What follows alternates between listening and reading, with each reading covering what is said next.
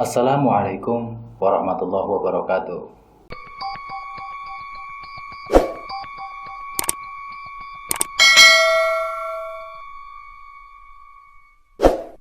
Selamat datang kembali di channel Ngulik Horor, channel yang baru bangun tidur ini. Bagi yang baru hadir, dimohon untuk segera klik tombol subscribe-nya agar tidak ketinggalan notifikasi terbaru dari channel ini. Dan juga saya doakan kepada semuanya yang nonton channel ini agar senantiasa diberikan kemudahan dalam menjalani kehidupan sehari-hari, diberikan kemudahan, kesehatan, kelancaran dalam usahanya oleh Allah Subhanahu wa Ta'ala.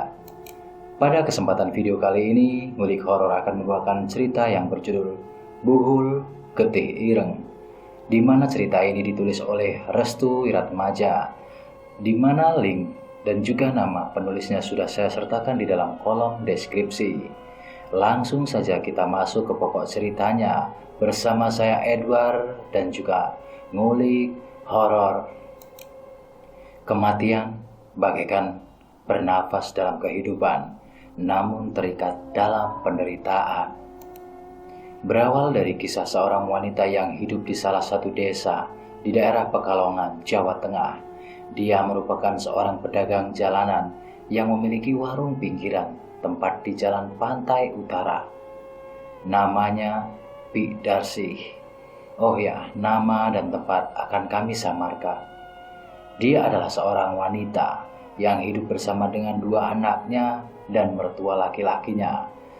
Suami Bik Darsih meninggal dunia karena sakit jantung. Kini mereka berempat hidup di sebuah rumah yang jaraknya tidak terlalu jauh dengan jalan Pantura, pantai utara. Bik Darsih biasa berangkat menuju warungnya pada pagi hari setelah memasak makanan untuk kedua anaknya dan juga mertuanya. Bik Darsih akan pergi ke warungnya lewat pintu depan rumahnya. Dik, nanti sayuran dipanasin ya, ucap Bik Darsih kepada Dika. Iya, Mae. Dika pun menjawab. Dika adalah anak laki-laki satu-satunya. Dia juga anak yang paling bungsu dan dipercaya oleh Bik Darsih untuk menjaga rumah jika dirinya harus pergi ke warung. Semenjak kematian ayahnya, Dika menjadi sosok anak yang sangat penurut. Dia juga kadang membantu ibunya untuk menjaga warung jika Bik Darsih sedang tidak enak badan. Anak pertama dari Bik Darsih bernama Nanda. Dia sudah bekerja di salah satu pabrik yang ada di Pekalongan. Setiap pagi, Nanda harus pergi ke pabrik. Namun itu juga tergantung daripada shift yang dijalani.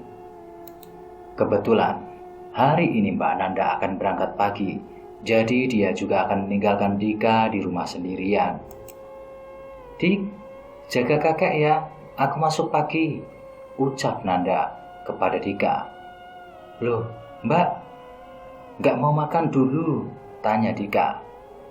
Nanti aja aku makan di kantin, jangan lupa, sayurnya dipanasin supaya gak bau. Dika hanya mengangguk paham. Ia pun menyalami tangan mbaknya. Hati-hati ya mbak. Iya, jaga rumah ya. Iya mbak. Bik Darsih dan juga Mbak Nanda sudah pergi. Kini hanya tersisa Dika dan juga kakeknya yang berada di rumah. Biasanya Dika akan mengajak kakeknya untuk makan bersama setelah dirinya memanasi sayur buatan ibunya. Dika pun melangkahkan kakinya menuju kamar kakeknya. Namun saat dirinya sudah tiba di kamar kakeknya, dia mendengar suara aneh yang berasal dari dalam kamar kakeknya.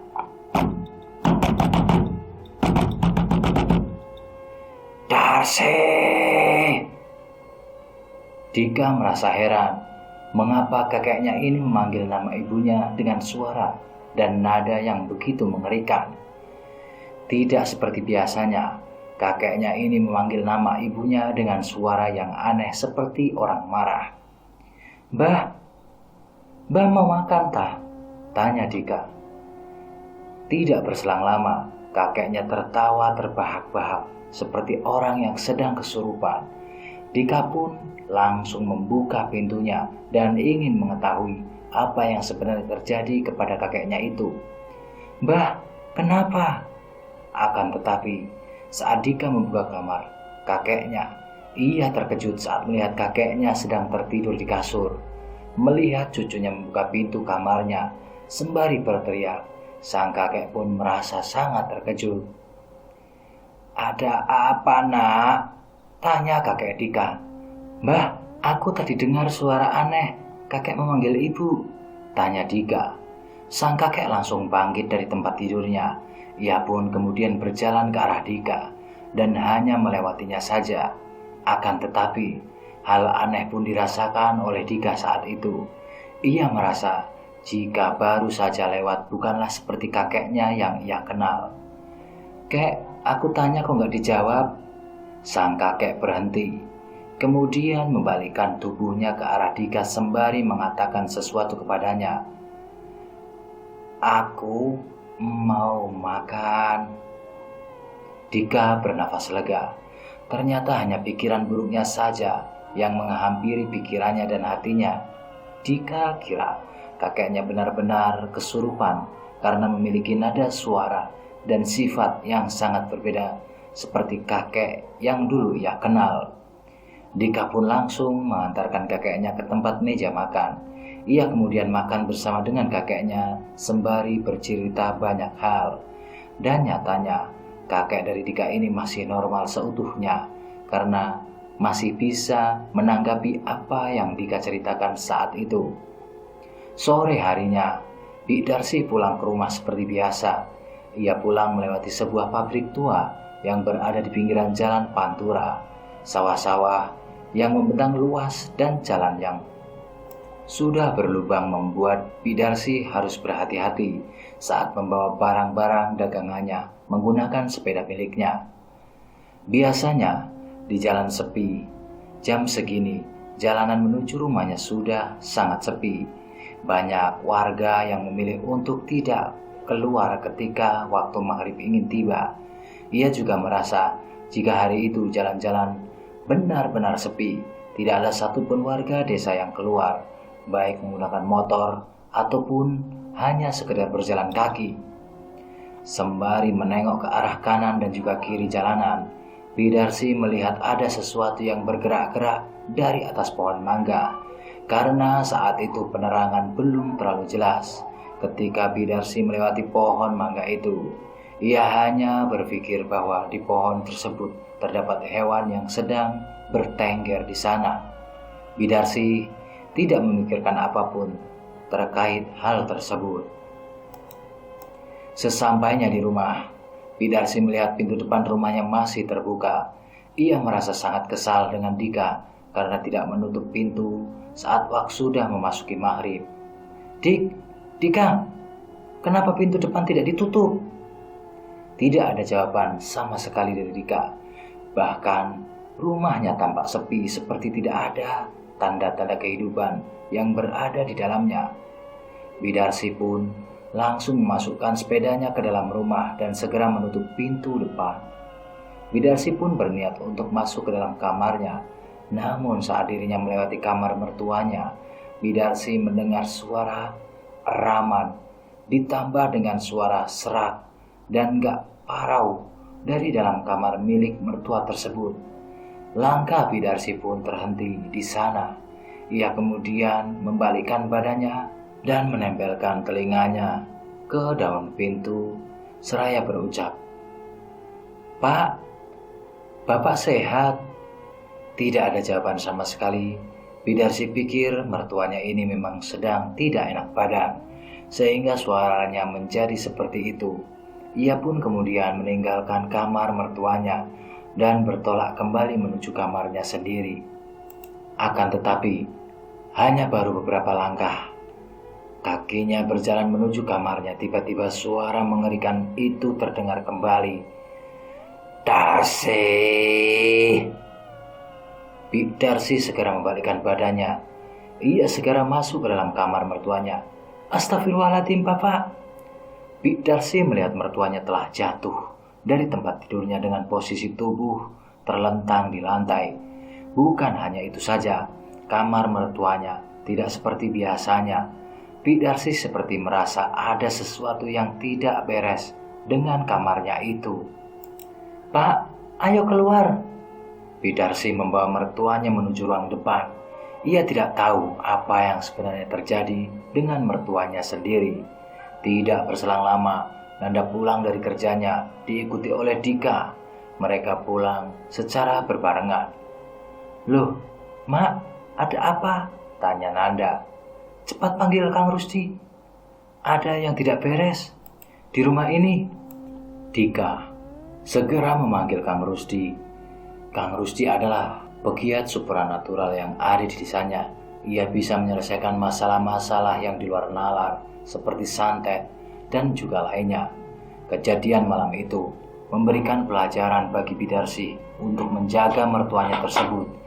Ia tidak bisa pikir mertuanya mengalami hal yang sangat aneh.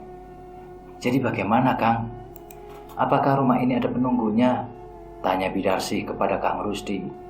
Entah apa yang ada di dalam rumah Bidarsi, namun terlihat dari wajah Kang Rusdi, ia tampak ketakutan dan tidak sanggup dengan sesuatu yang sudah berada di dalam rumah Bidarsi tersebut.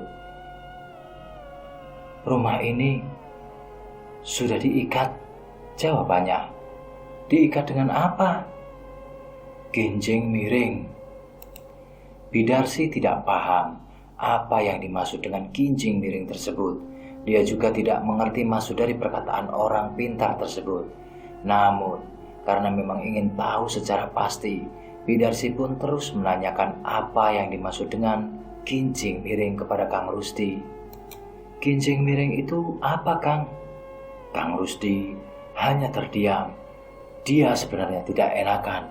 Hal itu tidak mungkin dikatakan kepada Bidarsi, karena itu akan menjadi tulah bagi dirinya sendiri. Tulah yang dimaksud ini adalah serangan bumerang yang bisa kapan saja menyerang orang-orang yang berkaitan dalam kejadian seperti ini. Misalnya, jika ada seorang yang berniat untuk membantu, pelaku dari penyerangan ini akan lebih dulu memberikan penyerangan kepada orang tersebut. Tujuannya sudah jelas.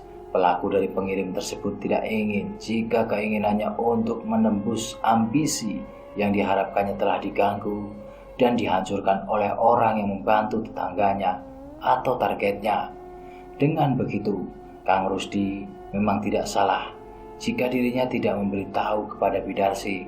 Namun, akan lebih salah jika Kang Rusdi memberitahu hal tersebut namun tidak mampu menyelesaikan kasus ini. "Aku tidak bisa menjawabnya. Aku takut." "Jelas, Kang Rudi." "Kang, tapi lihat mertua saya, hampir tiap hari di siang berteriak memanggil nama saya dengan suara yang menyeramkan. Apa Kang Rusdi tidak kasihan dengan keluarga kami? Sebenarnya apa masalah dari keluarga kami, Kang?" Kang Rusdi menatap tiap kamar yang ada di rumah tersebut. Ia seperti mendapati sesuatu yang sedang memantau dari sana. Mereka yang berasal dari timur adalah perwujudan dari kejajahan yang menjadi satu. Aliran itu akan membawa udara kematian hingga tempat yang dilewatinya. Namun dalam dunia seperti ini, kebaikan tidak akan ternilai lagi karena tertutup dengan kejahatan yang dilakukan oleh orang yang mengirim hal seperti ini. Kang Rusdi pun menutup pertemuan malam itu dengan memberikan beberapa wejangan. Di antara wejangan itu diberikan oleh Bidarsi adalah, "Jangan melewati pintu depan sewaktu ingin berangkat ke warung. Tutup semua jendela, pintu, dan semua yang terbuka setelah memasuki waktu syuruk atau waktu segera maghrib. Menaburkan beras kuning tepat di waktu pagi setelah sholat subuh. Dan setiap bulan jangan pernah menyahut sesuatu yang berada di sekitaran jalan." Nasihat Kang Rusdi pun dijalani oleh Bidarsi dan setiap anak-anaknya juga. Kini mereka semua saling menjaga satu sama lain untuk menghindari hal-hal yang belum jelas terjadi pada keluarganya itu. Namun anehnya, tiap menjelang tengah malam, atap rumah Bidarsi selalu berisik dan mengeluarkan suara-suara aneh di tiap harinya. Terkadang Bidarsi dan kedua anaknya mendengar suara seperti lemparan batu yang mengenai genteng rumahnya. Takutnya lemparan batu itu berasal dari warga yang iseng dan memang tidak menyukai keluarga Bidarsi. Namun sewaktu dicek, tidak ada satupun genteng rumahnya yang bocor atau kedapan benda asing yang berada di atap rumahnya. Hari-hari berikutnya, suara yang terdengar di atap rumah Bidarsi kembali berubah. Kali ini Bidarsi dan kedua anaknya mendengar suara langkah kaki yang berasal dari atap. Keanehan-keanehan tersebut semakin menjadi-jadi tatkala mertua Bidarsi mengalami hal yang mengerikan. Tepatnya saat itu, malam Jumat Kliwon, Bidarsi dan kedua anaknya bisa membaca surat Yasin di masing-masing kamarnya karena mertuanya sedang sakit. Pikir Bidarsi, mertuanya akan dalam keadaan baik-baik saja dan tidak akan ada kejanggalan yang terjadi. Namun, tiba-tiba saja ketika pintu kamar mertuanya terbuka dengan sendirinya, suara dari pintu kamar mertuanya tersebut terdengar di kamar Bidarsi dan juga kamar Nanda. Mereka semua langsung saja terdiam dan menghentikan bacaan Quran. Mula-mula, Dika memanggil nama kakeknya tersebut dari dalam kamar. "Bah, kakek keluar sama siapa?" Namun tidak ada jawaban sama sekali. Yang mereka dengar dari masing-masing kamar mereka adalah suara kaki yang terseret ke lantai. Srek, srek, srek, srek, srek. Jantung Dika berdegup kencang. Ia merasa ada yang tidak beres dengan kakeknya itu. Pasalnya, kakeknya memang sulit berjalan atau bahkan untuk membuka pintu semenjak kejadian dirinya terjatuh dari ranjang. Namun untuk sekarang, mengapa dia bisa keluar dari kamar dan berjalan menuju ke arah dapur? Dika mulai tidak tenang. Ia pun lebih dulu dan segera keluar dari kamarnya. "Kakek di mana?" tanya Nanda. "Aku nggak paham, Mbak," jawab Dika. Bidarsi melangkah perlahan meninggalkan keduanya. Ia mendengar sesuatu dari arah dapur. Pikirnya benar-benar tidak mengerti mengapa perasaannya kali ini merasa tidak enak. "Bu, ada apa?" "Diam, dengar gak?" tanya Bidarsi. Dika dan Nanda mendengar sesuatu. Mereka seperti mendengar ada seseorang yang sedang menyeret kursi tempat mereka makan yang berada di dapur.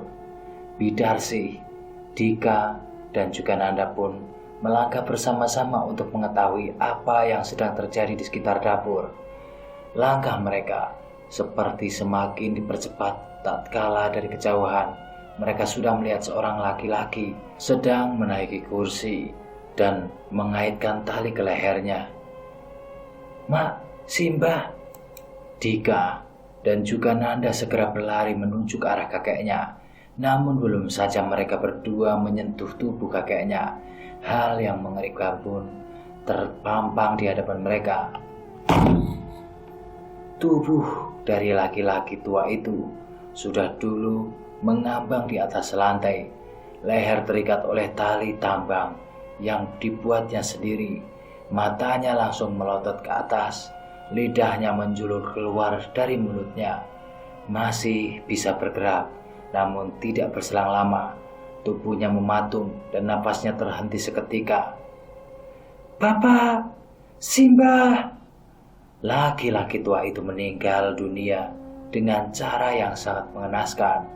Malam itu, rumah mereka sempat heboh dan ramai dengan kejadian yang paling tragis yang ada di desa itu. Para warga mulai berdatangan, tangis dan haru menyelimuti rumah Bidarsi. Satu persatu para warga yang ada di desa tersebut memberikan ketenangan kepada Bidarsi dan juga kedua anaknya. Mereka tidak menyangka kejadian ini menimpa kepada keluarga sendiri. Aksi bunuh diri yang dilakukan oleh mertua Bidarsi sangat-sangat tidak wajar.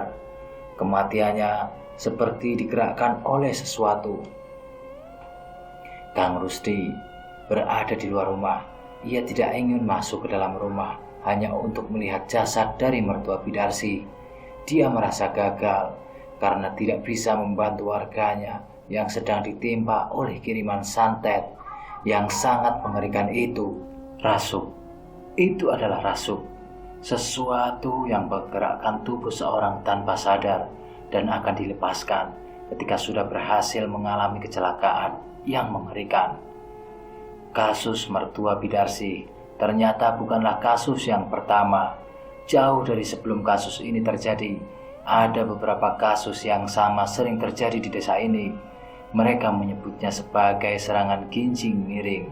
Serangan ini berdasarkan untuk membuat satu keluarga hancur dan mati dalam waktu yang berangsur-angsur. Hanya saja, kiriman seperti ini belum diketahui pelakunya, masih terlalu misterius untuk mengungkapkan hal-hal yang bersifat tabu itu.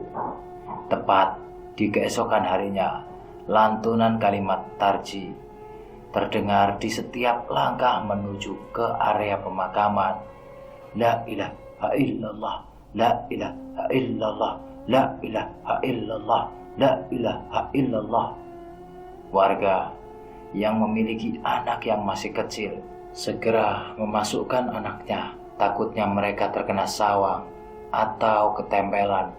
Begitu mayit melewati tempat mereka, suara tangis Bidarsih masih terdengar selama perjalanan menuju ke arah pemakaman. Dika ikut menggotong tubuh kakeknya yang sudah terbungkus kain kafan di dalam keranda. Sedangkan Nanda, ia menenangkan ibunya yang masih bersedih karena melihat kejadian yang membuatnya sangat trauma itu. Sesampainya di tempat pemakaman, warga segera menurunkan sang mayit untuk dimasukkan ke dalam liang lahat. Pelan-pelan, Kang Rusdi yang kebetulan berada di kerumunan tersebut langsung meminta kepada tukang gali kubur untuk jangan menguburnya terlebih dahulu. Jangan dipendam dulu, ucap Kang Rusdi. Ada apa, Kang? Tanya tukang gali kubur tersebut. Tanpa basa-basi, Kang Rusdi segera turun ke liang lahat. Ia segera membacakan doa khusus dan melepaskan ikatan tali pocong yang belum dibuka oleh tukang gali kuburnya. Tali pocong belum dibuka. Jelas Kang Rudi. Tukang gali kubur itu hanya tersenyum. Kesalahan kecil bisa sangat berakibat fatal. Untungnya Kang Rusdi segera turun ke liang lahat untuk melepaskan ikatan tali pocong tersebut. Namun ternyata ada satu hal lagi yang ingin dilakukan oleh Kang Rusdi. Ia meminta kepada tukang gali kubur tersebut agar dibuatkan bola-bola yang berasal dari tanah liat. Aku meminta buatkan bola-bola dari tanah liat. 3 biji saja, ucap Kang Rusdi. Buat apa, Kang? Tanya tukang gali kubur tersebut. Sudah, jangan kebanyakan ngomong. Tukang gali kubur itu segera naik ke atas. Para warga penasaran mengapa proses penguburan jenazah seperti diperlambat dan diulur-ulur. Dengan cepat, tukang gali kubur itu segera membuat bola-bola yang berasal dari tanah liat dengan ukuran segenggaman kepala tangan.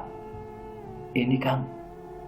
Kang Rusdi segera mengambil bola-bola dari tanah liat tersebut. Lalu ia tempatkan ke bagian kaki agar tidak menyentuh langsung ke tanah kuburan. Selepas melakukan hal tersebut, Kang Rusdi segera membisiki sesuatu kepada mayat yang sudah disandarkan di liang lahat tersebut. Aku tidak tahu siapa yang melakukan hal ini kepada wargaku. Tapi jika dirimu tidak taubat, kamu akan segera terkena kirimanmu sendiri. Ginjing miring itu akan membunuhmu. Setelah membisikkan kalimat tersebut kepada mayat mertua Bidarsih, Kang Rusdi segera menutup tubuh mayat itu dengan papan.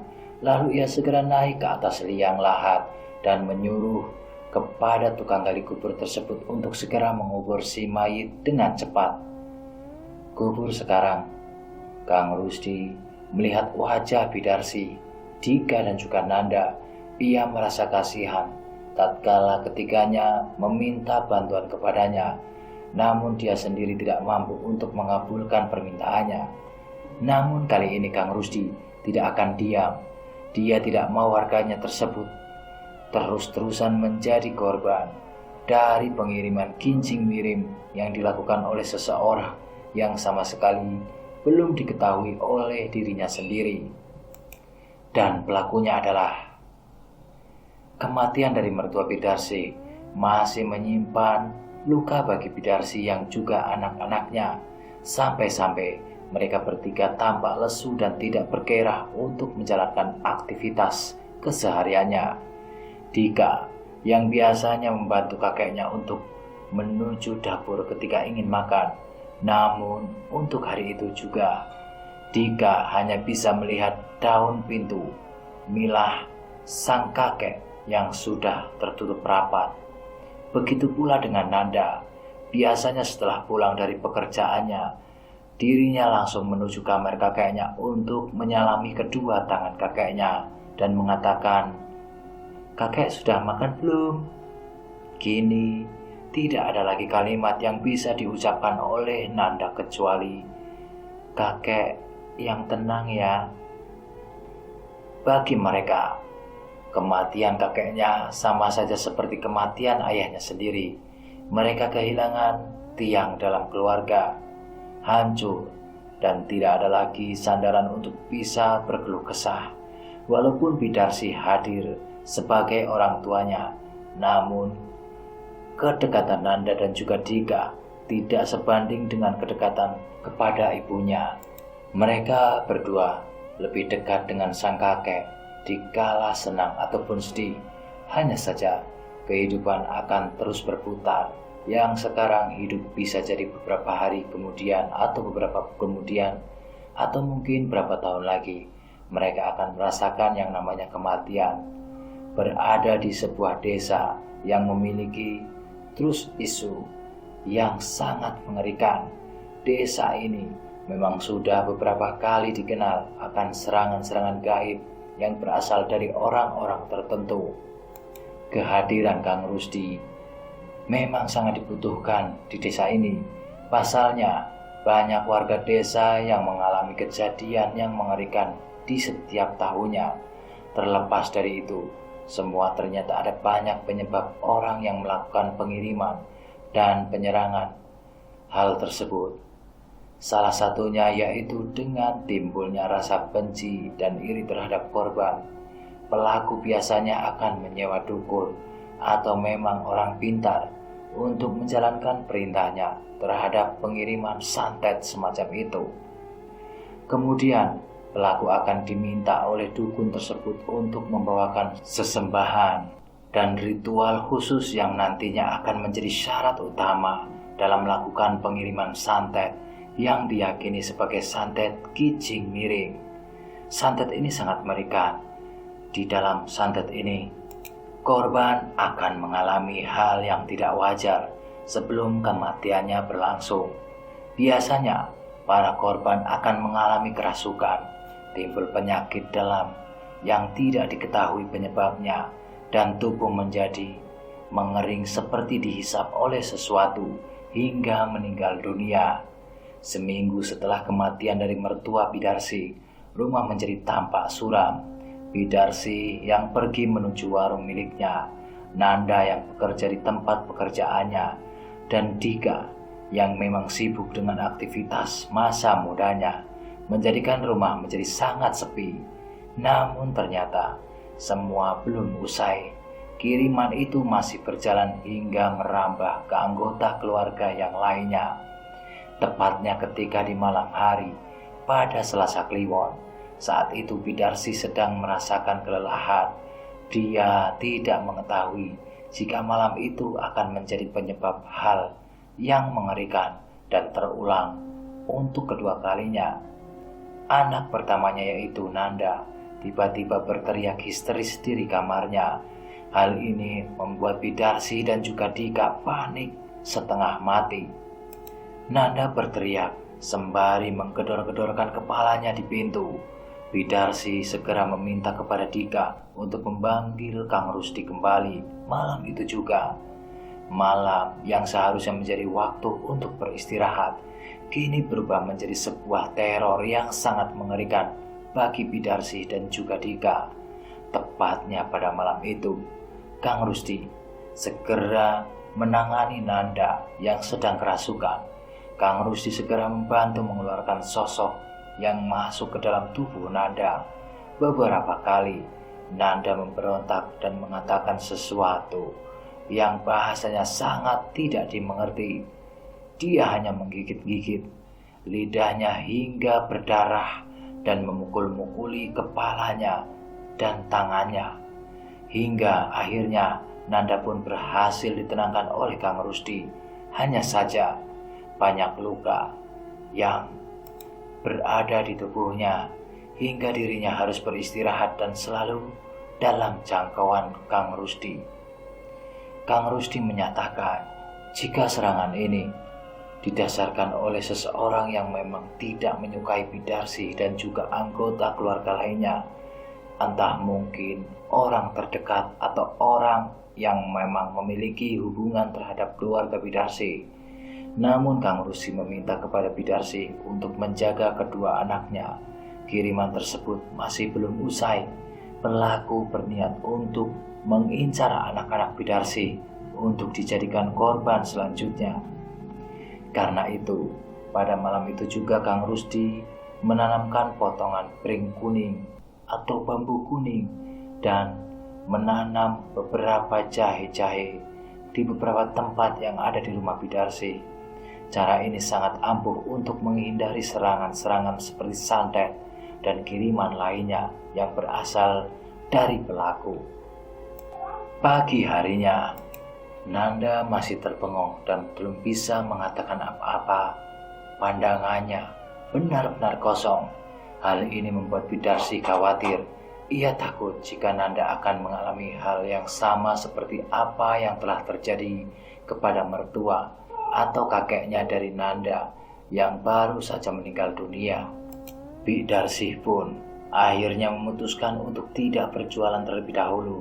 Ia kemudian meminta kepada Dika untuk menggantikannya menjaga warung. Untungnya, Dika menuruti apa yang diperintahkan oleh Bidarsi. Dengan begitu, Bidarsi bisa lebih leluasa untuk menjaga anak sulungnya itu. Selama berada di rumah, Bidarsi membereskan pekerjaan rumah yang belum selesai. Ia sendiri membersihkan baju-baju peninggalan mertuanya yang masih berada di dalam kamar untuk nantinya akan dibagi-bagikan ke tetangga atau warga sekitar. Bidarsi memasukkan barang-barang peninggalan mertuanya ke sebuah gudang. Sementara untuk pakaian dan lainnya, Bidarsi menggabungkan menjadi satu di sebuah keranjang baju. Lalu ia bawa ke gudang untuk nantinya dibagikan kepada tetangga dan warga sekitar yang memang membutuhkan dan menginginkan baju, celana, ataupun sarung yang pernah dikenakan oleh almarhum selama masih hidup. Setelah membereskan semua pekerjaan rumahnya, Bidarsi menuju ke kamar anak sulungnya yang masih seperti biasanya. Nanda hanya terdiam, tatapannya masih kosong. Ia juga sering menatap ke arah depan, seperti ada sesuatu yang sudah berada di hadapannya. Namun kali ini ada sesuatu yang beda dan benar-benar sangat mengerikan, hingga Bidarsi sendiri merasakan sensasi merinding. Saat Bidarsi terduduk di dekat Nanda, tiba-tiba Nanda tersenyum lebar, lalu tertawa ringan. Ia kemudian menunjuk sesuatu yang ada di hadapannya, sembari mengatakan, "Kakek." Bidarsi pun segera terkejut mendengar kalimat yang diucapkan oleh Nanda. Bicara apa kamu, nak?" "Kakek ada di depanku, Mak." Bidarsi segera meminta kepada Nanda untuk mengucapkan istighfar. Dia sadar apa yang dilihat oleh Nanda bukanlah hal yang wajar dan tidak secara kebetulan. Akan tetapi, setelah Bidarsi mengatakan hal tersebut, Nanda langsung terdiam kembali. Tatapannya kembali seperti semula, kosong, tidak berekspresi, dan tidak mengatakan sesuatu dari mulutnya. Bidarsi pun segera memeluk anak sulungnya itu. Ia tidak mau ada korban yang akan berjatuhan lagi dari keluarganya. Sementara itu, Dika yang berada di warung langsung mendapati beberapa pelanggan setia dari ibunya. "Ibu mana, Dek?" tanya supir truk yang biasa menjadi pelanggan setiap Bidarsi. "Ibu di rumah, Om. Soalnya kakak sakit, jadi ibu yang jaga kakak. Nah, karena itu ibu menyuruhku untuk menjaga warung." Supir truk itu hanya mengangguk. Biasanya pelanggan yang sudah lama membeli kopi atau makanan di tempat Bidarsi, ia akan membuat kopi sendiri. Karena itulah, Dika tidak terlalu repot jika ada banyak pembeli langganan ibunya yang mendatangi warung dan melayaninya sendiri. Tepat di sore hari, setelah warung ingin tutup, Dika melihat ada salah seorang yang melemparkan sesuatu tepat di belakang warung milik ibunya. Saat itu, Dika kira benda yang dilemparkan oleh orang asing itu adalah sebuah batu ataupun benda padat lainnya. Pasalnya, ketika benda itu dilemparkan, lemparnya tepat mengenai pintu belakang warungnya. Dika pun segera mengecek bagian belakang warungnya dan mencari benda yang dilemparkan oleh asing tersebut. Tatkala Dika sedang meraba-raba rambutan yang berada tepat di belakang warungnya, karena kebetulan warungnya berada dekat dengan sawah, Dika menemukan sesuatu yang amat mengejutkan. Benda tersebut seperti bungkusan kain kafan yang di dalamnya terdapat tulang belulang hewan yang sudah dipatahkan menjadi potongan-potongan kecil-kecil. Namun anehnya, di dalam tulang belulang tersebut terdapat cairan hitam yang sangat busuk baunya. Dika pun segera melemparkan benda tersebut ke tempat yang sangat jauh. Ia tidak mau hal-hal aneh yang akan terjadi kepada dirinya. Penemuan benda aneh itu pun akhirnya diberitakan kepada ibunya, yaitu Bidarsi. Dika menyebutkan jika benda tersebut ditemukan di belakang warung milik ibunya tatkala ada suara benturan hebat yang menabrak bagian belakang pintu warungnya tersebut. Bidarsi pun menanyakan bentukan dan isi yang ada di dalam benda yang terbulat dari kain kafan itu. Dika pun langsung memberitahu terkait benda aneh yang ditemukannya. Di dalamnya terdapat tulang dan darah yang berwarna hitam. Semasa Bidarsi berjualan di pinggiran jalanan Pantura, ia sendiri belum pernah menemukan hal-hal aneh yang terjadi kepada dirinya. Bahkan teruntuk hal semacam itu, Bidarsi sendiri merasa aneh. Akan tetapi, merujuk dari penemuan yang ditemukan oleh Dika sewaktu dirinya menjaga warung, Bidarsi meyakini bahwa ada seseorang yang memang tidak menyukainya. Itu berarti apa yang dikatakan oleh Kang Rusdi benar adanya. Ada seseorang yang mungkin saja iri dan tidak terima dengan Bidarsi selama dirinya berjualan di pinggiran Pantura. Karena itulah banyak kejadian-kejadian aneh yang baru-baru dirasakan oleh Bidarsi. Sampai-sampai sekarang kejadian itu menimpa kepada anaknya sendiri.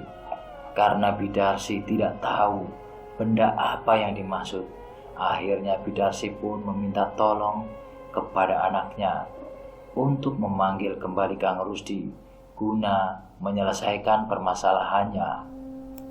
Dika pun segera menuju rumah Kang Rusdi untuk menyampaikan keluhan dan juga keluhan ibunya serta keadaan dari kakaknya itu Nanda. Awalnya Kang Rusdi menolak untuk mendatangi rumah Bidarsi. Kang Rusdi tidak ingin pengiriman ini akan berlanjut secara terus-menerus dan belum ada tindakan yang baik dari dirinya sendiri. Namun karena Dika benar-benar membutuhkan bantuannya, Kang Rusdi pun akhirnya mau menerima undangan yang diberikan oleh Dika kepadanya. Malam itu juga, Kang Rusdi kembali mendatangi rumah Bidarsi. Di sana Kang Rusdi segera menjelaskan apa yang baru saja ditemukan oleh Dika kepadanya. Menjelaskan apa yang baru saja ditemukan. Itu namanya buhul. Buhul itu kerjanya untuk mengikat korban yang akan dijadikan korban selanjutnya. Mendengar penjelasan dari Kang Rusdi, Bidarsi pun segera meminta kepada Kang Rusdi untuk segera membantunya. Ia tidak mau jika korban selanjutnya akan terus berjatuhan selama kiriman itu selalu menyerang dan menjadikan mimpi buruk baginya dan juga anak-anaknya. Kang Rusdi pun menjelaskan bahwa rumah yang sekarang dihuni oleh Bidarsi dan kedua anaknya sudah diberikan pagar gaib. Dengan begitu, serangan-serangan gaib lainnya tidak akan mungkin menyerang lagi. Bidarsi pun bernafas lega mendengar hal tersebut. Ia kemudian mengucapkan ucapan terima kasih kepada Kang Rusdi karena telah membantunya hingga sejauh ini. Hari berikutnya, Dika masih menjaga warung ibunya. Ia sekarang lebih berhati-hati dan ingin mengetahui secara jauh siapa orang yang telah berbuat sejahat itu kepada keluarganya.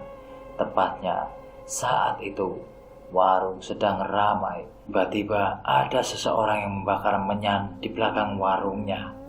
Pembawaan itu mula-mula diketahui oleh salah seorang pembelinya yang kebetulan mencium aroma yang tidak asing dan sangat tidak sedap. "Mas, kok bau menyan ya?"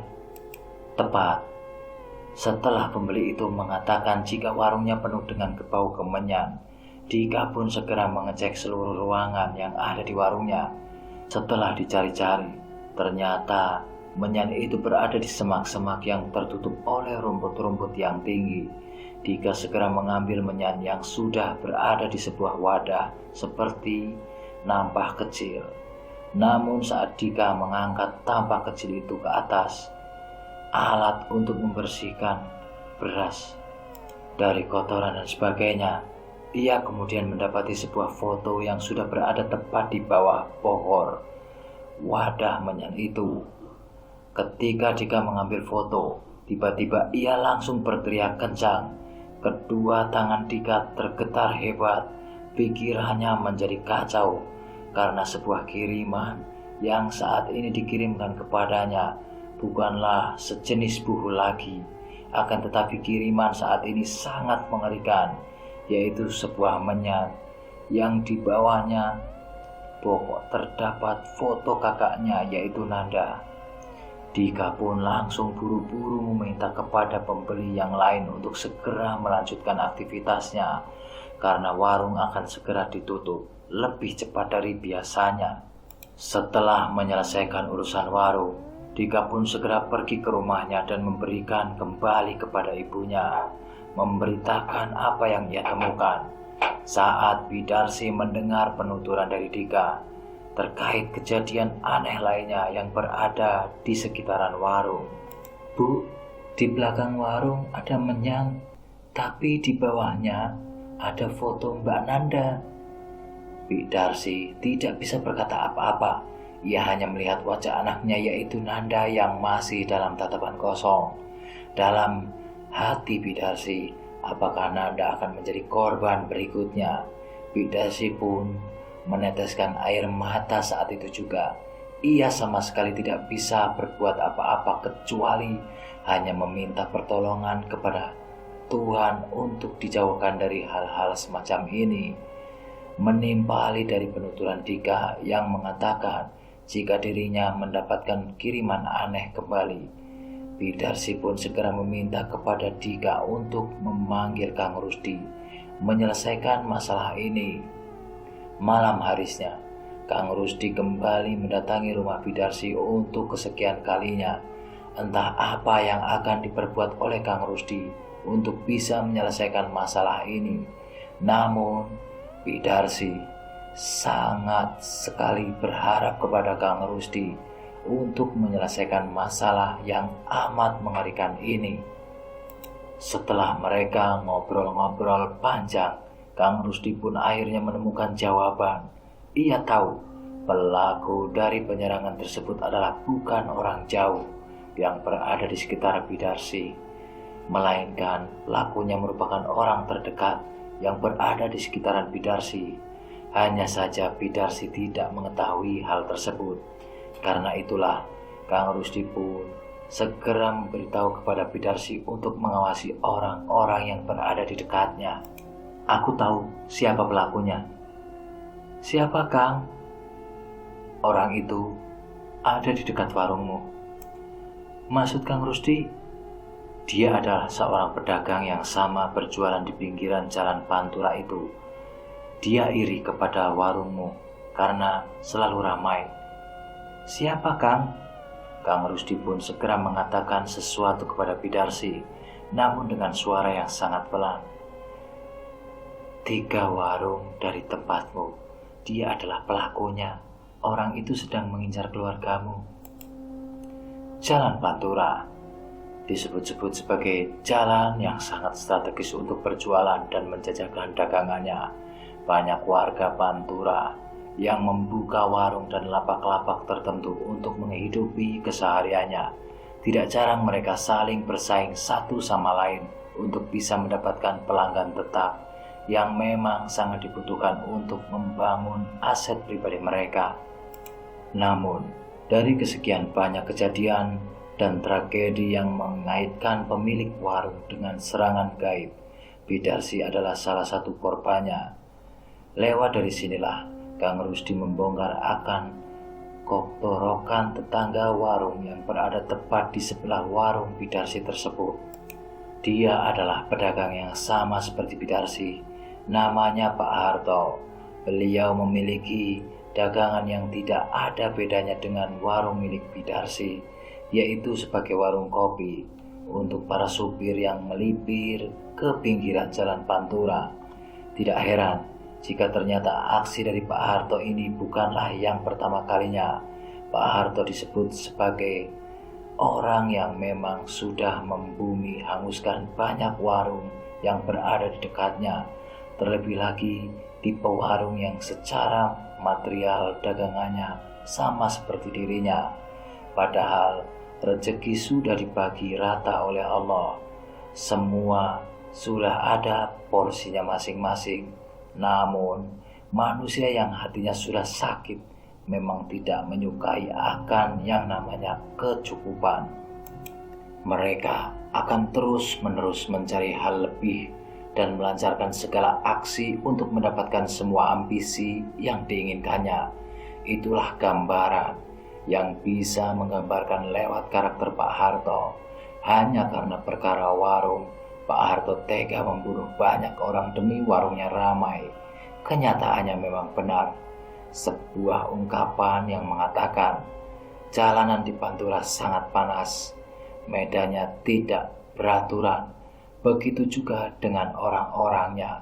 Jika yang kalian temui adalah orang-orang yang berawak seperti jalanan seperti aspal pantai utara, maka kalian akan menemukan manusia-manusia keji yang kesehariannya hanya meneguk arak dan memainkan judi.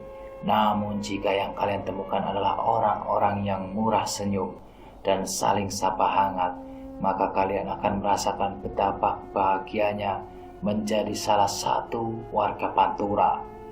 Terungkap sudah pelaku dari pelakuan pengiriman santet yang mengenai keluarga Bidarsi.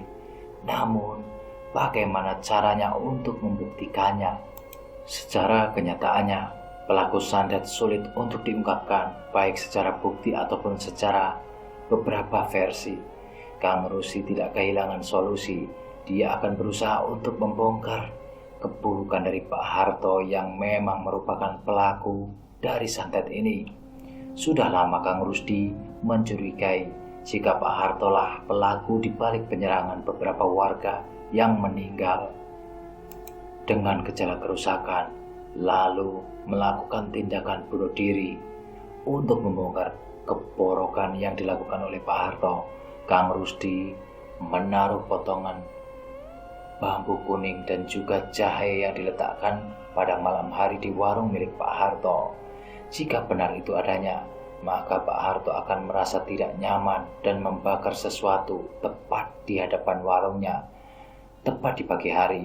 Dengan begitu, terbongkar sudah apa yang memang sudah dilakukan oleh Pak Harto selama bertahun-tahun untuk menggusur para pesaingnya.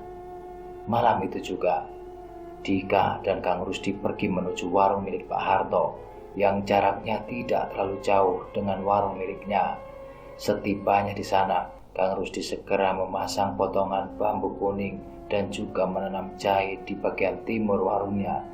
Selesai melakukan hal tersebut, mereka berdua pun kembali ke rumah dan menunggu hingga esok hari. Tepat keesokan harinya, Dika tidak sendirian pergi ke warung. Dia dan juga Kang Rusdi ingin membuktikan apa yang akan terjadi jika memang telah dibenarkan hal tersebut.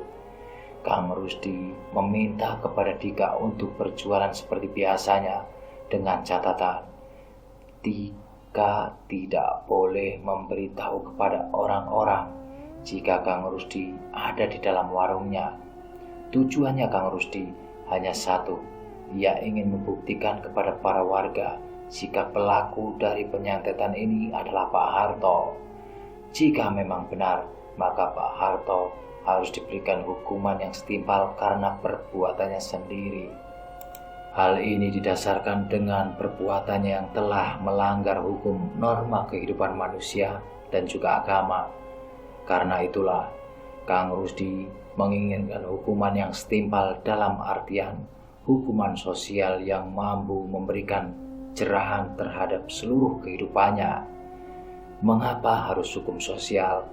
Hal ini disebabkan hukum sosial lebih mengena dibandingkan hukum negara yang terkadang tumpul ke atas dan sangat tajam ke bawah. Sama seperti biasanya, saat itu jalanan Pantura sedang sangat padat. Dika kedapatan banyak supir yang turun ke pinggiran jalan dan mampir ke warung milik ibunya. Kang Rusdi masih menunggu momen yang tepat. Dia hanya ingin menunggu apa yang akan terjadi selanjutnya. Sembari menunggu, Kang Rusdi membantu Dika untuk melayani para pembeli yang ada di warungnya tersebut. Tepat jam 10 pagi, apa yang dikatakan oleh Kang Rusdi benar-benar terjadi. Pak Harto keluar dari warungnya sembari membawa beberapa barang untuk dibakarnya tepat di depan warungnya. Ia juga nampak menengok-nengok arah kanan dan kiri jalanan, entah apa yang dibakarnya. Tampaknya Kang Rusdi sudah tahu apa yang akan dilakukan oleh Pak Harto. Usut demi usut, ternyata Pak Harto menyadari ada sesuatu yang aneh yang ada pada warungnya tersebut. Ia kemudian melepaskan semua potongan pring kuning atau bambu kuning yang tertempel di warungnya dan mencari gundukan tanah yang masih baru untuk diambil isinya. Pak Harto sudah tahu dengan apa yang dilakukannya. Pak Harto sendiri telah mengklaim bahwa dirinya adalah pelaku dari pengiriman santet yang dilakukan kepada mertua Bidarsi dan juga beberapa warga lainnya. Selepas membakar semua barang-barang yang tertempel dan ditanam di sekitaran warung Pak Harto, Kang Rusdi pun langsung pergi begitu saja. Dia berniat untuk melakukan pengecekan di rumah Bidarsi. Takutnya akan ada sesuatu yang terjadi jika Pak Harto benar-benar telah mengetahui strategi yang dijalankan oleh Kang Rusdi sendiri.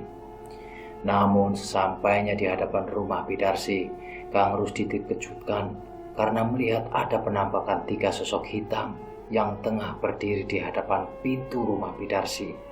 Mereka tampaknya kiriman dari Pak Harto yang ingin mencelakakan Nanda yang sedang dibuat kacau karena kiriman santet tersebut. Dan untuk menghilangkan 3 sosok tersebut, Kang Rusdi mengambil segenggam pasir yang ada di jalanan, lalu dia bacakan beberapa bacaan ayat suci Al-Quran. Selepas itu, ia taburkan tepat mengenai 3 sosok yang ada di hadapannya. Dengan begitu, ketiganya segera menghilang dan kembali lagi ke tuannya untuk melaporkan terkait apa yang sedang terjadi. Kang Rusdi segera memasuki rumah Bidarsi. Ternyata Bidarsi pun merasakan ada keanehan di dalam rumahnya. Untungnya Kang Rusdi dengan cepat langsung mengatakan hal yang sudah terjadi selama dirinya berada di warung milik Bidarsi. Aku sudah tahu pelakunya, Bu. Siapa, Kang? Pak Harto. Mendengar nama pelaku yang baru disebutkan oleh Kang Rusdi, Bidarsi langsung tidak percaya. Ia meneteskan air matanya terkait hal itu. Entah apa yang dirasakan oleh Bidarsi sewaktu dirinya mengetahui pelaku dari santet tersebut. Namun dari wajahnya sudah tergambarkan perasaan kecewa yang tak bisa diungkapkan. Pak Harto itu orang yang menolongku membereskan warung. Kok tega melakukan hal itu? Kang Rusdi kembali menjelaskan apa yang ia ketahui terkait perilaku manusia sewaktu dirinya memiliki penyakit hati yang sudah menggerogoti hawa dan nafsunya. Manusia itu mudah berubah hatinya. Dalam sekejap, pikirannya juga akan mengikuti apa yang hatinya katakan. Karena itu, orang terdekat yang sudah kenal layaknya kalajengking, dia juga bisa menusuk dari belakang dan melakukan apapun demi tercapainya segala ambisi dan keinginan. Bidarsi masih belum menerima kenyataan jika pelaku dari penyantetan tersebut adalah Pak Harto. Mungkin dalam pikiran Bidarsi, Pak Harto adalah orang yang baik yang telah membantunya. Akan tetapi berbeda dalam pikiran Kang Rusdi saat dimana Pak Harto merasa iri dengan pencapaian yang telah dilalui oleh Bidarsi. Kemungkinan besar Pak Harto akan berubah pikiran terkait apa yang telah Bidarsi lakukan. Waktu maghrib akan segera tiba. Dika segera buru-buru untuk membereskan semua pekerjaan warungnya. Ia kemudian segera mengecek seluruh warung. Barangkali ada sesuatu yang tertinggal dan belum terjamah olehnya. Selepas mengecek semua warungnya, Dika langsung menutup warungnya. Dia segera buru-buru untuk pulang ke rumahnya. Namun, betapa terkejutnya, tak kalah ada seorang pria yang sedang terduduk di depan warungnya sembari menyeruput kopi hitam hangat. Mau pulang, Dek? Pak Harto, saudaramu masih hidup tidak?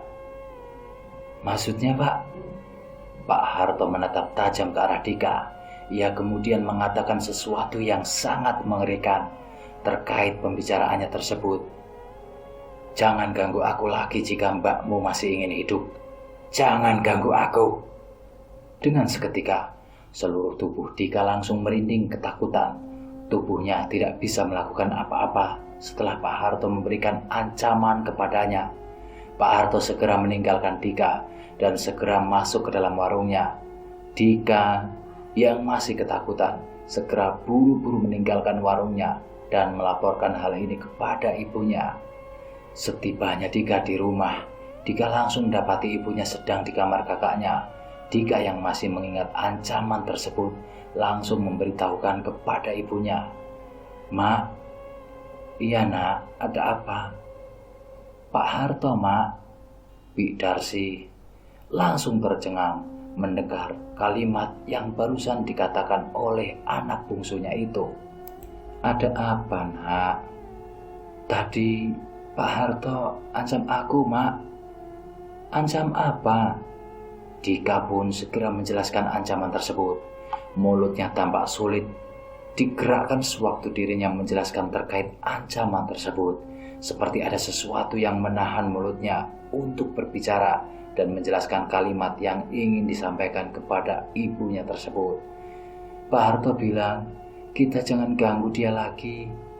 Kalau tidak, Mbak Nanda akan mati. Mendengar kalimat tersebut, Bidarsi langsung panik setengah mati. Ia kemudian bergegas menuju rumah Kang Rusdi untuk memberitahukan hal tersebut. Tampaknya hari itu kekacauan sedang melanda Bidarsi dan juga keluarga Pak Harto. Mulai berani untuk mengancam keluarganya secara terang-terangan. Malam itu, Kang Rusdi membawa beberapa orang kepercayaan untuk menjaga keluarga Bidarsi. Ia juga menerangkan bahwa Pak Harto tidak akan untuk melakukan penyerangan jika memang ancaman tersebut sudah diarahkan kepada salah satu anggota keluarga Bidarsi. Selagi melakukan penjagaan, Kang Rusdi melakukan ruqyah terhadap Nanda yang disebut masih dalam keadaan yang belum normal. Awalnya, proses ruqyah masih dalam kendali dan lancar-lancar saja. Namun entah mengapa, saat di tahap akhir proses ruqyah tersebut dilakukan, tiba-tiba Nanda berteriak histeris. Dia mengamuk dan menyerang Kang Rusdi serta beberapa orang yang melakukan penjagaan terhadapnya.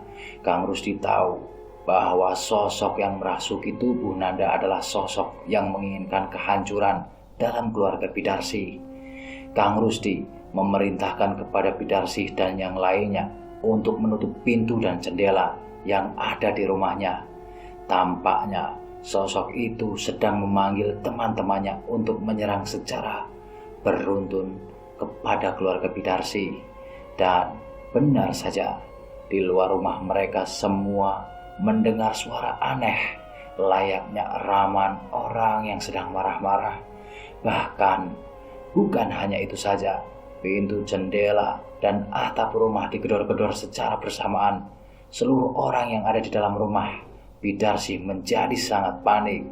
Kang Rusdi yang mengetahui kepanikan tersebut segera meminta kepada yang lainnya untuk tetap tenang, sembari membaca bacaan Al-Quran seperti surat An-Nas dan ayat kursi di tiap pojok rumah.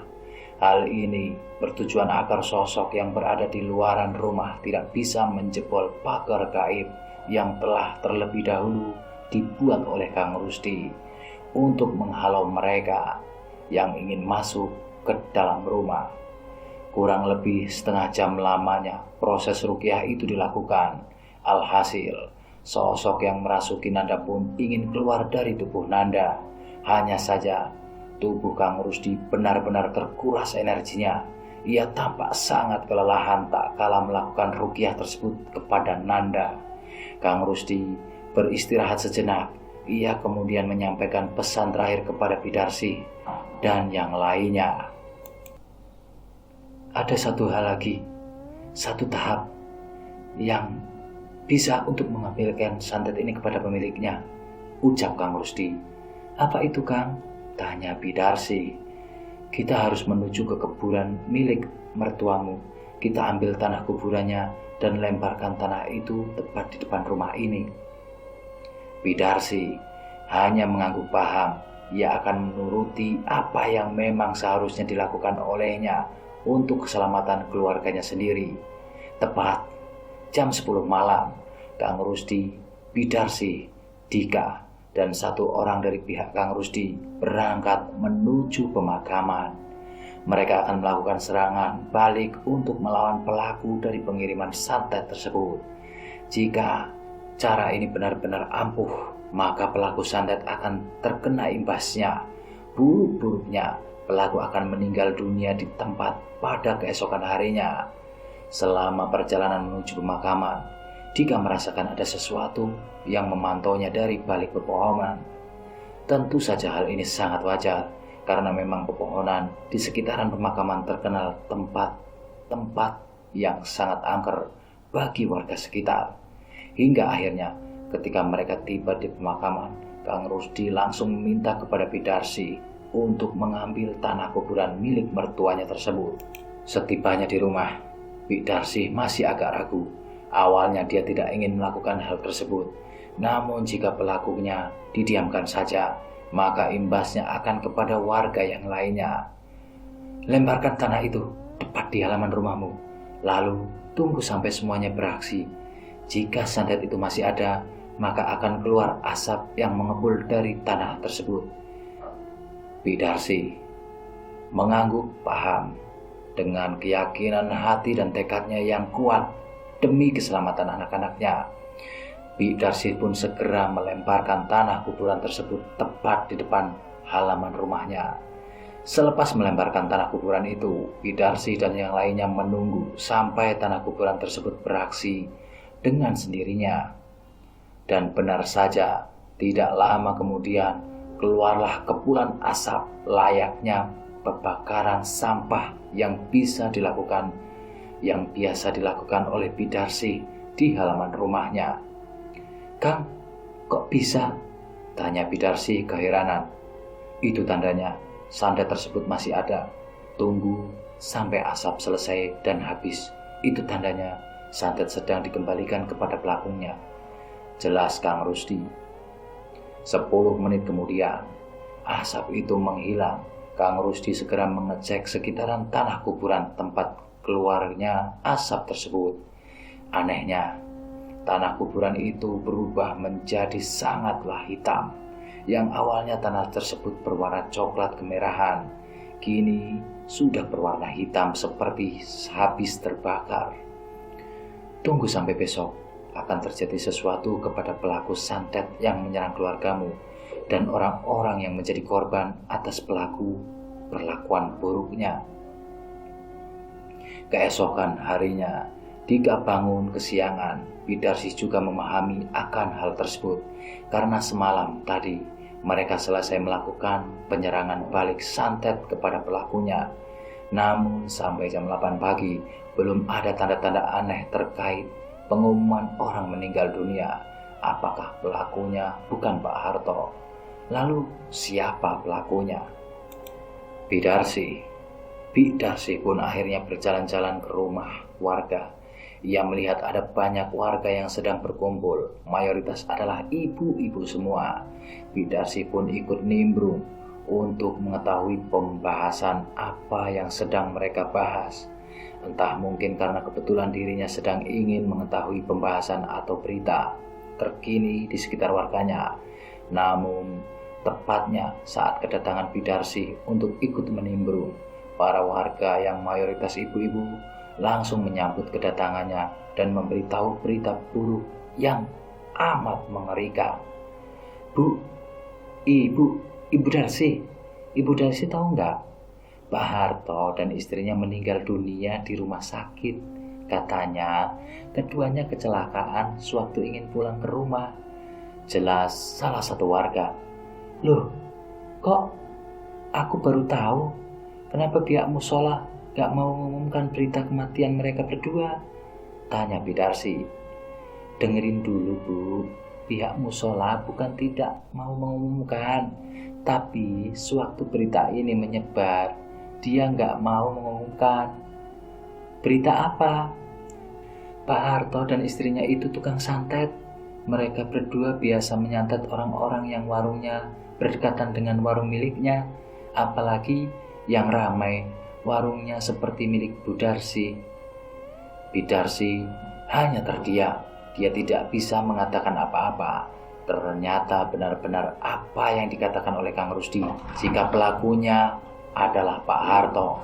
Namun yang membuat Bidarsi tidak habis pikir adalah keterkaitan dan istrinya Pak Harto yang ternyata dia adalah dari awal mula santet ini bermula. Menurut beberapa sumber warga di desa tersebut, Pak Harto awalnya dibujuk oleh istrinya yang iri karena melihat perkembangan warung-warung yang ada di dekatnya di Jalan Pantura. Terlebih lagi, warungnya sendiri sangat sepi dan jarang dikunjungi oleh para pembeli. Dari situlah istri Pak Harto membujuk pada suaminya untuk membunuh secara perlahan orang-orang yang memiliki warung di pinggiran jalan pantai utara. Tujuannya agar warung mereka ramai dan warung-warung yang di sekitarnya menjadi sepi. Namun ternyata semenjak berdirinya dan berkembangnya warung Bidarsi, saingan dari Pak Harto pun mengarah kepada Bidarsi. Pak Harto pun dibujuk oleh istrinya untuk menyantet mertua dari Bidarsi. Awalnya, tujuan mereka hanya ingin menjatuhkan mental Bidarsi. Namun karena Bidarsi tetap berjualan, istri dari Pak Harto menginginkan kepada Pak Harto untuk menyerang anak pertamanya yang bernama Nanda. Namun, aksi dari mereka pun akhirnya tercium oleh Kang Rusdi yang merupakan supranaturalis warga desa dengan menimbali potongan bambu kuning dan menanam jahe di warungnya. Aksi dari Pak Harto dan istrinya pun akhirnya terbongkar. Karena itulah Kang Rusdi berkeinginan untuk menyerang balik pelakuan Pak Harto dengan cara mengirimkan tanah kuburan dari korban yang terkena santet jenis tersebut. Dan faktanya terungkap setelah melakukan penyerangan balik, Pak Harto dan juga istrinya pun mendapatkan tulah atau akibat dari apa yang telah mereka lakukan. Semenjak kejadian tersebut, para warga masih belum keinginan untuk memberikan empati kepada keluarga Pak Harto dan yang lainnya. Mereka sudah cukup merasakan penderitaan sewaktu Pak Harto dan istrinya menyerang para warga yang tidak bersalah. Atas kejadian tersebut, mereka pun mendapatkan banyak pelajaran untuk tidak berlaku iri atau sakit hati kepada siapapun. Karena hal itu sendirilah yang nantinya akan menjadi bumerang bagi mereka yang terkait di dalamnya. Dan cerita ini selesai sampai di sini. Terima kasih saya ucapkan kepada para penggemar channel Ngulik Horor ini, dan yang baru datang, saya ingatkan kembali untuk segera melakukan klik tombol subscribe-nya dan juga berikan komentar positifnya agar channel ini bisa tumbuh menjadi lebih baik ke depannya. Dan juga kita juga bisa dapat ambil hikmah dari cerita ini agar kita tidak melakukan sesuatu hal yang bersifat iri, dengki, dan membuat kita terkena imbas dari sifat kita sendiri. Terima kasih sekali lagi saya ucapkan. Nantikan video-video berikutnya di channel ini bersama saya Edward dan juga Ngulik Horor. Wassalamualaikum warahmatullahi wabarakatuh.